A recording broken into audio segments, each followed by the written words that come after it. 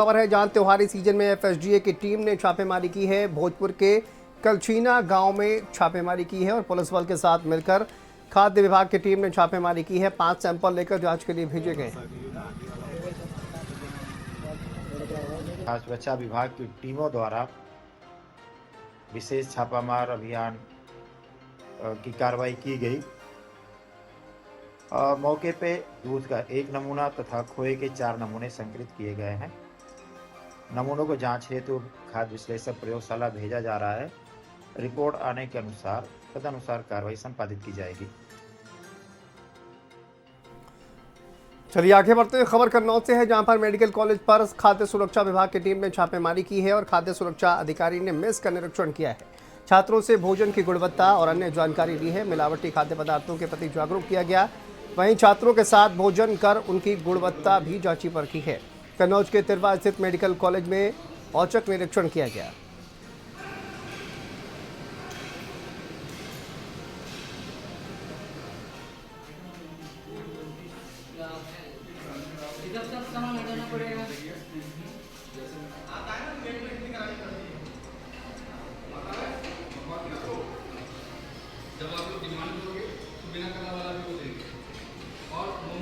मिलावट के खिलाफ छात्रों को जागरूक किया गया है। मेडिकल कॉलेज में खाद्य विभाग की टीम पहुंची है। यहां मेस में छानबीन की गई है, निरीक्षण किया गया है और खाने की गुणवत्ता को जांचा परखा गया है।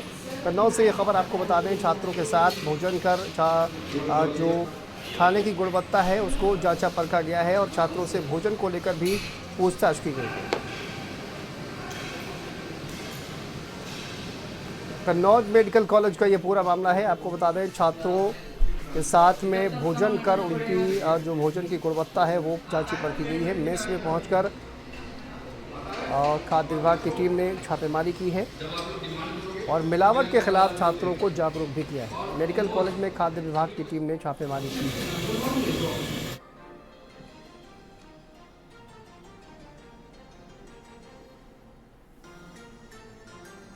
तो देखिए, खाने की गुणवत्ता को लेकर लगातार सवाल खड़े हो रहे हैं और तमाम जो इंस्टीट्यूशंस हैं वहाँ पर, और इसी को लेकर अब खाद्य विभाग भी सक्रिय नज़र आ रहा है। कन्नौज मेडिकल कॉलेज पहुंचकर खाद्य विभाग की टीम ने भोजन की गुणवत्ता जांची परखी है। वहाँ पर छात्रों के साथ बैठकर भोजन भी किया है टीम ने और वहाँ पर इस तरह से देखिए खाने के जो इंतज़ाम हैं उनको वहाँ पर जांचा परखा गया है।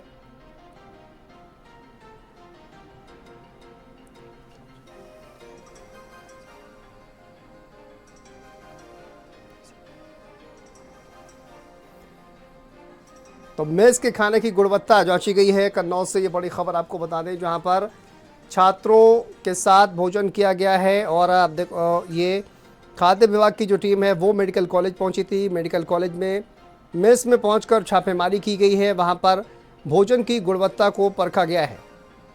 खाद्य विभाग की टीम अचानक से मेस में पहुँचती है और मेस में पहुँच खाने की जो क्वालिटी है उसको जाँचा परखा गया है। छात्रों के साथ टीम ने भोजन किया वहाँ पर और भोजन की जो गुणवत्ता है उसको जांचा परखा गया है। मेडिकल कॉलेज में खाद्य विभाग की टीम पहुंची हुई थी और देखिए अचानक से छापेमारी से मेडिकल कॉलेज में हड़कंप मच गया। तो छात्रों से भोजन को लेकर पूछताछ भी की गई है। क्वालिटी जो है उसको लेकर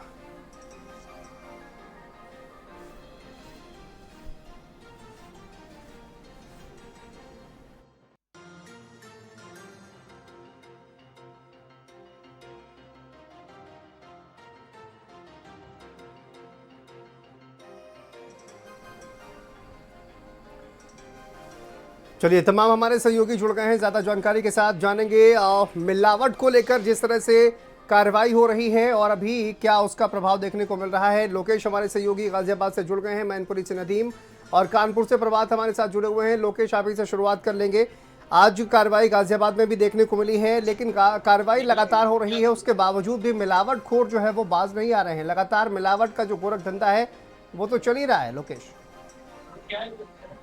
देखिए, फूड सेफ्टी जो डिपार्टमेंट है वो किसी भी त्योहार से पहले इस तरीके की छापेमारी की कार्रवाइयों को तेज करता है, क्योंकि इस वक्त अचानक जो बाजार में है, तो चाहे वो पनीर हो या मावा हो या मिठाइयों के बनाने के लिए जो तमाम इस्तेमाल होने वाले दूध हो, वो सभी चीजें जो है उसमें मिलावटखोरी शुरू हो जाती है। और यही वजह है कि पिछले 10 दिनों के अंदर दूसरी बड़ी कार्रवाई ये हुई है।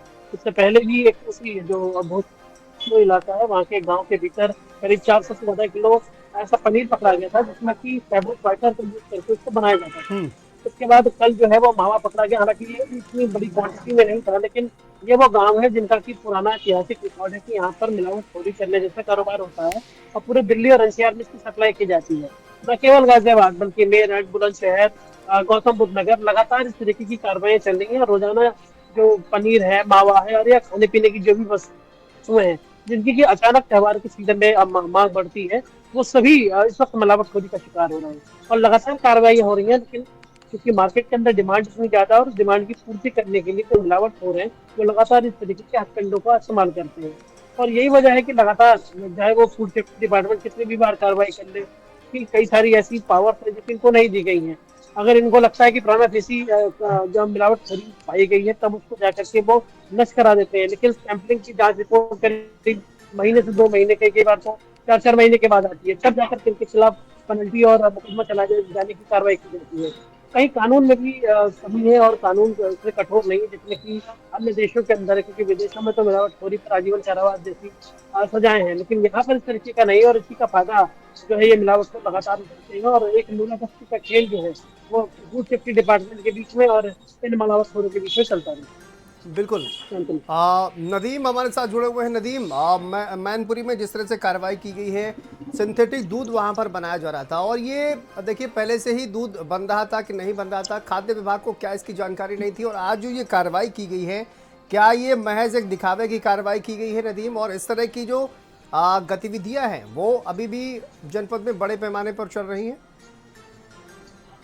देखिए शांतनु, ये जो मैनपुरी में जो कार्रवाई हुई है, इस कार्रवाई पुलिस को मुफ्ती के द्वारा सूचना मिली थी कि नकली सिंथेटिक बनाकर दूध बनाकर गांव के बाजार में सेल करा जा रहा था, जो त्योहारों को लेकर बड़ी सप्लाई देना था। तो 500 लीटर पुलिस पकड़े गए हिरासत में कुछ दो लोग वो शहर में आए और शहर में आने के बाद में इन लोगों को पुलिस ने खाद्य विभाग की टीम को संयुक्त कार्रवाई करते हुए इन दोनों को हिरासत में लिया है।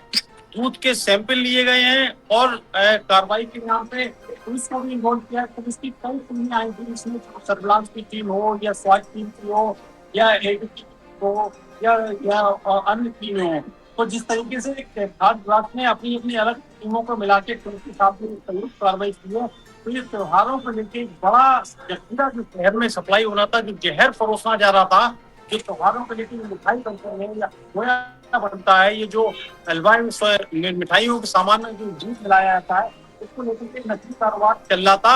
हालांकि सरकार की मंशा के अनुरूप जो जिस तरीके से खाद्य विभाग में जो अपनी कई टीमें बना के छापेमारी कार्रवाई कर रही है, तो जिलों में खुरापाती तक जो नकली कारोबार कर रहे हैं, नकली खाद्य पदार्थ के सामान हो या दूध हो या दही हो या पनीर हो या खोया हो या नकली अन्य सामान जिस तरीके से बेचने का काम कर रहे हैं, उन सब पे लगाम लगाने की पुलिस और खाद्य विभाग ने संयुक्त कार्रवाई टीम बना के एक बड़ी कार्रवाई की है, जिससे कि 500 लीटर नकली सिंथेटिक का दूध बरामद हुआ है।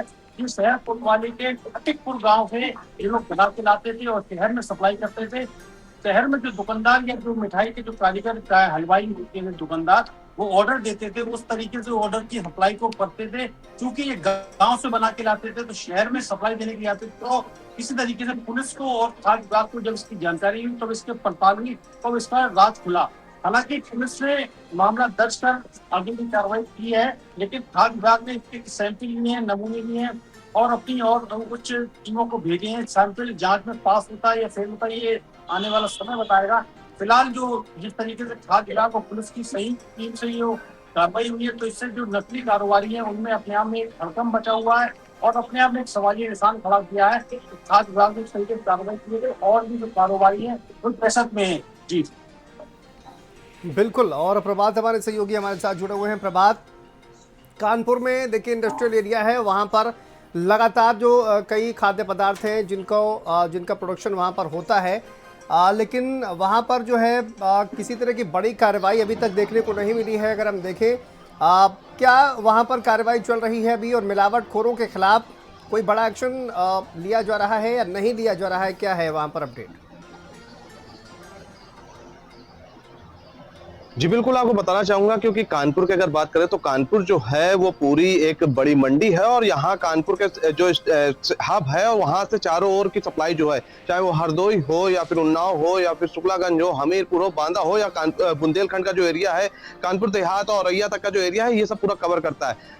त्योहारों का समय चल रहा है, लिहाजा जो खोया है वो कानपुर की मंडियों से निकलकर सारी मंडियों में जाता है और सभी को सप्लाई होता है, जिसके चलते जो खाद्य विभाग की टीम है उसने कल छापेमारी की थी। जो एक्सप्रेस रोड और हटिया का बाजार है, जो होलसेल मार्केट है इसका खोए का और दूध का और सिंथेटिक पनीर का, वहां पर छापेमारी की गई, जहां पर एक बड़ी सफलता मिली है। 450 किलोग्राम से ज्यादा जो बदबूदार खोया है, यानी कि जो छापा मारने जो टीम पहुंची थी वो देखते ही उसमें बदबू आ रही थी, सड़ा हुआ खोया था, वो एकत्रित था वहां पर, तो इसको तत्काल प्रभाव से अपने कब्जे में लिया गया और उसको नष्ट कराया गया। तो लाखों रुपए का जो खोया है वो पकड़ा गया, जिसके बाद जो खाद्य विभाग की जब टीम हटिया और नयागंज की मार्केट में पहुंचती है होलसेल की, तो आसपास के जो दुकानदार हैं वो दुकान बंद करके अपने शटर गिरा के भाग जाते हैं। वहीं व्यापारी नेता जो है वो वहां पहुंचते हैं और इस पूरी कार्रवाई का विरोध करते हैं कि कहीं ना कहीं खाद्य विभाग की जो टीम है वो लोगों को हैरिस कर रही है, उनसे उगाही कर रही है और छापेमारी के नाम पर वसूली कर रही है। लेकिन वहीं जब खाद्य विभाग की तरफ से कार्रवाई की जाती है तो पता चलता है कि खाद्य विभाग की टीम को 450 किलो जो खोया है वो बरामद हुआ, जो बदबू मार रहा था, इसको पूरा डिस्ट्रॉय किया गया है, कचरे में फेंका गया है।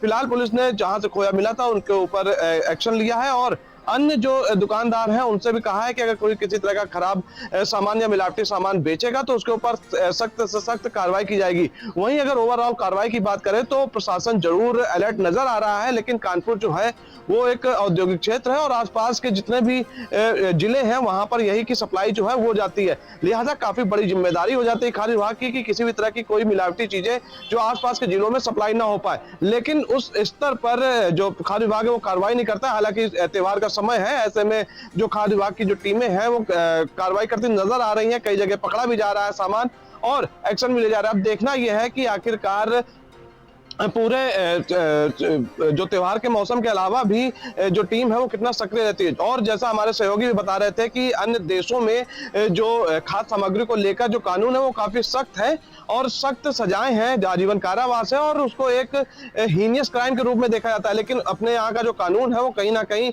थोड़ा लचीला है, जिसका फायदा जो मिलावटखोर उठाते हैं और उसी का फायदा उठाकर ये मोटा मुनाफा कमाते हैं और लोगों की जान से खिलवाड़ करते हैं। क्योंकि जो खाद्य विभाग की टीम है वो सैंपल लेती है, उसके सैंपल तक ना कोई एक्शन लिया जाता है, सैंपल की रिपोर्ट काफी दिनों बाद आती है, उसके बाद एक जो मुआवजा मोटी जो उनके ऊपर पेनाल्टी है वो लगाई जाती है। कोई ठोस कानून जो है वो नहीं है, लिहाजा जो ये जो मिलावटखोर है वो लगातार पेनाल्टी भरकर बच जाते हैं और उसके बाद फिर लोगों की जान से खिलवाड़ करते हैं। कठोर कानून करना होगा, लेकिन कहीं ना कहीं मिलावटखोरों के लिए एक कहा जाए कि संजीवनी साबित हो रहा है। बहुत शुक्रिया आप सभी का। तो देखिए, सैंपल तो लिया जाता है लेकिन उसकी रिपोर्ट कब आएगी या नहीं आएगी इसका कोई हिसाब नहीं है और क्या कार्रवाई हो रही है उस पर भी कोई प्रभाव मिलावटखोरों पर नहीं पड़ रहा है। आगे बढ़ते